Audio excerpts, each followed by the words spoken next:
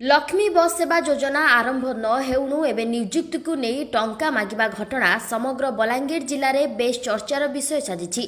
किछि दिन पूर्वर लक्ष्मी बस रे कंडक्टर नियुक्ति नहीं 25,000 टंका मागिबा घटना प्रघट हेबा परे एने एक ऑडियो एवं वीडियो वायरल हेबा परे ओएसआरटीसी रो मैनेजर अमित कुमार मिश्र टिटलागढ़ थाना रे एक मामला रुजु करथिले।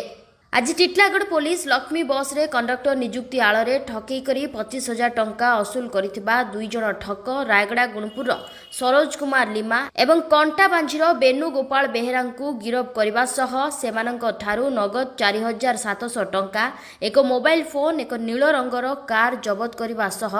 दुई जण को आज कोर्ट चालाण कराजिबो बोली टिटलागढ़ एसडीपीओ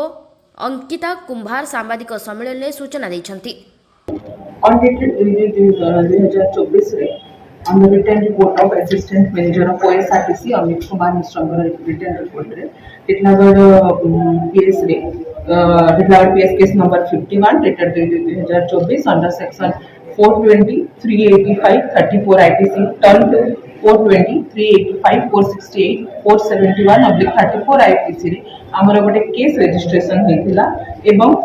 तो केस रजिस्ट्रेशन हैला परे हमर रेस्पेक्टेड एसपी बलांगीर सार निर्देश क्रमे गोटे स्पेशल टीम फॉर्मेशन हेतिला एवं तार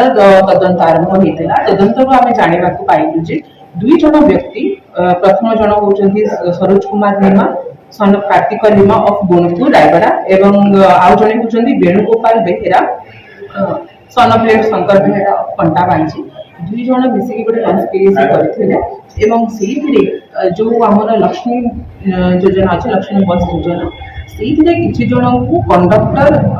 जॉब दबा पाए तांको 25,000 रुपीस डिमांड करथिले एवं तांको मिथ्या प्रतिश्रुति देथिले से नेकी आमे उक्त दुई जण व्यक्ति को गिरफ्त मध्य करिछु एवं आज तांकर कोर्ट चालान कराछि। मैडम ये जो सिंडिकेट आपके केला knows investigation is going on एवं जहां भी तदंत आसीबो हमें सेटा फर्दर डेवलपमेंट जहां भी हो इंटीमेट कर एमाने से तार गोटे निजर पर्सनल बेनिफिट पाई ए काम सब करथिले एवं जोटा कि गोटे मिथ्या प्रतिश्रुति देथिले एवं जहां भी फर्दर डेवलपमेंट हो इन्वेस्टिगेशन चालू अछि हमें अपन माने आउट अभियोग असला जो ठेका संस्था जो माने नहीं छी लक्ष्मी जो माने नहीं छी इन्वेस्टिगेशन चालछि इन्वेस्टिगेशन में फर्दर जहां आसीबो आमी सेटा